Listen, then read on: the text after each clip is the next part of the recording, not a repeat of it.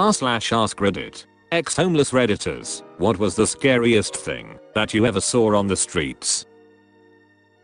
Cold weather. I thought I was going to die one night. I was so cold.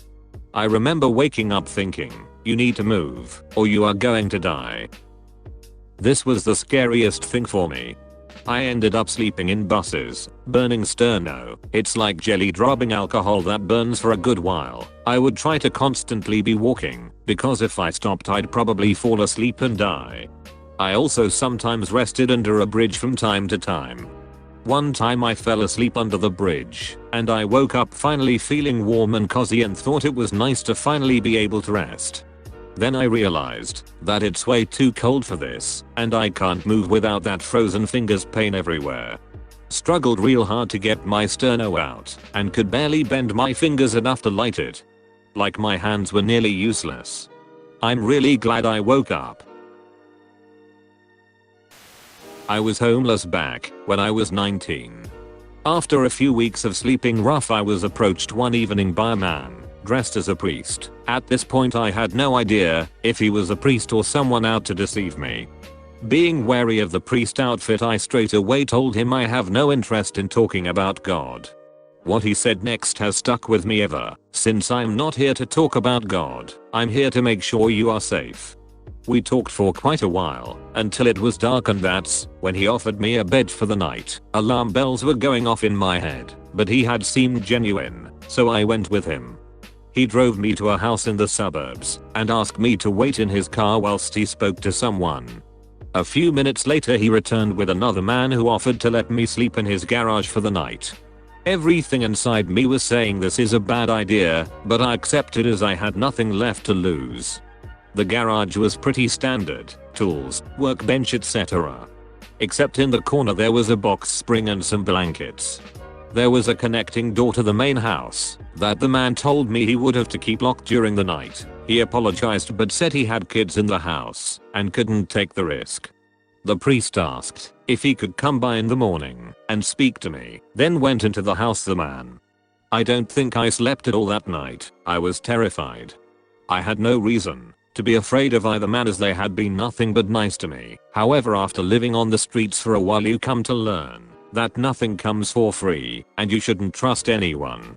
The morning rolls around and the most amazing thing happened. The man knocked on his own garage door to ask me if he could come in. This might not sound amazing, but when you've been living rough with zero privacy, someone asking if they can enter your space, which is actually his space, gives you a sense of being human again. Someone actually respects you enough to ask your permission. I spoke with both him and the priest every day for the 7 weeks I slept in his garage. Between them they managed to get me into a subsidized efficiency apartment. Think studio apartment but a lot smaller. Got me a job and helped me get my life back on track. That was over 20 years ago and I will also be indebted to both of them. I still send Christmas cards to the man whose garage was my home and visited him 2 years ago for Thanksgiving. Sadly, the priest passed away a few years back, but I guarantee that, if there is a heaven, he got fast-tracked in. There is a drainage ditch in my area that the local homeless people tend to bed down in. A few years ago, when I found myself destitute, I spent one night down there. That night I witnessed a Molotov get thrown into another dude's spot, which led to a huge fire that ran rampant through the area. Yeah, I bought a tent the next day and started camping in the local mountains. That's insane. And here I thought GTA is far from real life. I was just sleeping around where other guys in my city sleep, then just see some teens stabbing one of the homeless guys multiple times, ran away from there, never turned back. Man, there are some ducked up people out there. I hope somehow that guy survived. My buddy is a public defender, only for 10 years, until the state pays his loans. The stories he tells will never stop surprising you. Every time we eat dinner together I always have to be reminded to close my mouth, because my jaw is always on the table in disbelief of how ducked up society is out there. Bottom line, get a public defender in your circle of friends. Your dinner parties will never be lame again. People who had been homeless way longer than me. Trust me. There is nothing scarier on the streets than the meth couple who this has been their day in and day out for thousands of days. People joke about meth, but unless you've been around chronic users, you don't understand how truly scary it makes people become. Like a whole new level of animalistic, impulsive, not right in the head people. I ducking hate meth. Snow. I'm a big scary dude, so I never had trouble with people picking on me or whatever. In that sense the streets were safe to me, but seeing snow for the first time that year just made me cry and panic. It was too early for snow, I wasn't ready for that type of cold, and was hoping to be on my feet again before the winter came. Beautiful thing like snow just ducked me up in so many ways. Hope things are looking better for you now. Thank you.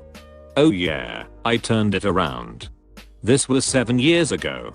I was making art from trash and selling it in markets and posting it on the streets. I became pretty known for it. I've traveled the world for exhibitions and worked with very famous artists. I'm still struggling with money. I work non-stop, and now with the virus I'm struggling even more, but I rent a house with a big garden for my dog and own a car. I'm far away from that life and I don't think I'll ever be in that position. Waking up to a shotgun being pointed directly at my head.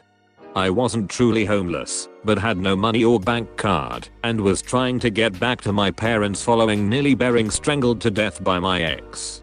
The actual fight happened whilst we were out, so I had no spare, no clothes. I'd left my wallet at his, and only had a dying phone on me. I tried getting money for a train, but only really managed enough for a bus fare to the next town, and decided to try hitchhiking. Late into the night I gave up, and managed to sneak into a barn, where I was able to get comfortable enough to sleep. Turns out I didn't close the door enough and the farmer found me in the morning, after taking his gun to investigate. He woke me up, I think he coughed loudly, with the gun painted at me, and I nearly shat myself. It asked me what I thought I was doing in his barn, and quizzed me on how I got in. He asked to see my arms, before he lowered the gun and he started chatting. He was quite nice though, and after talking to him for a while he took me back to his house, and fed me, and let me have a shower. Did he want to see your arms to see if you were a junkie? For sure. That's rule number 1, never trust a junkie. They could be good people who had a rough go in life, but they're not in control, the drugs are. You never know what they'll do for their next fix. I had been homeless for a couple weeks now, and had made friends with this couple. They seemed pretty chill, but had a bit of a drinking problem. Anyway, one night I was sleeping, could hear some commotion going on, couldn't make out who it was or what was going on until my buddy comes and sits on my sleeping bag, blood pumping out of his neck, like full on every time his heartbeat it would splurt out, not under huge pressure, but it was pretty bad. I asked him what happened, and he said he think his missus had cut his throat with a Stanley blade. He was so drunk he was not aware of how bad his injury was, and insisted I did not call an ambulance. So I called the police, they called the ambulance.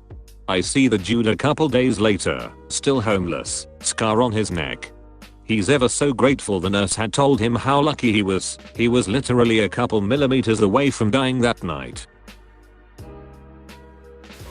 I'm a woman in my early 20s. Not my brightest decision, but I slept in my car for several weeks when I was completely out of money. Every night I parked in a small cul-de-sac. As far as I knew, the area was office only, so I didn't take anybody's parking lot, and in the morning I left. I worked a lot, so usually I slept like a log. One night though I woke up, feeling anxious for some reason. I looked up and saw a softly illuminated window right above me.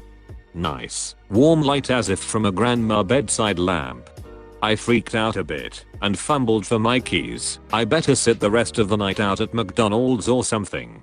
Then I noticed a silhouette not far away. A man was standing still and watching me. He didn't knock on my window glass, didn't try to talk or anything. He was just watching. I booked it out of that cul-de-sac real quick.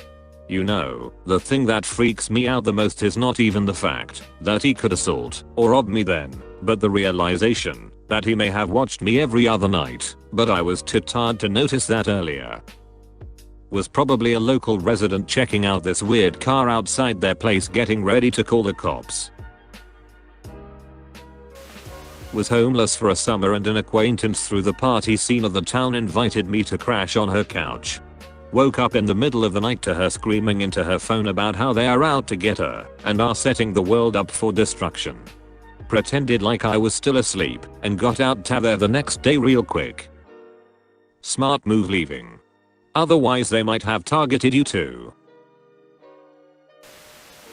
I was working in a mountain town and couldn't afford rent, even with 2 jobs. One night I was wasted after work. Me and a work friend were always there by ourselves closing, so the bar was free game. Left work at 2 AM, walked the hour and a half back to my tent outside of town. While being stalked by a mountain lion, I assume I looked injured and could be an easy meal. It was terrifying. I had a digital camera with me, so I just kept pointing it in the area of the ridge where I could hear it walking and flashed repeatedly. Made it home safe. Another night after closing, different campsite. I must have smelled like a huge gyro after working a double at Pittis in Paradise. Got into my sleeping bag in my tent. I was just about to doze off when I heard big crunches of a black bear sniffing me out. I was frozen with terror. The bear put his about against the nylon inches above my head. Hot steam on my face. I had pulled the sleeping bag up to my cheeks, petrified when I slapped the bear's nose above my forehead. It was an involuntary reaction, and I felt stupid, but I spooked the bear, and it took off. I got an apartment with some friends soon after. If it was a black bear scaring it like that was probably the right thing to do. They are not terribly brave when they are not cornered, injured, or with cubs. Yup. Black bears try to avoid confrontation. It was a good call.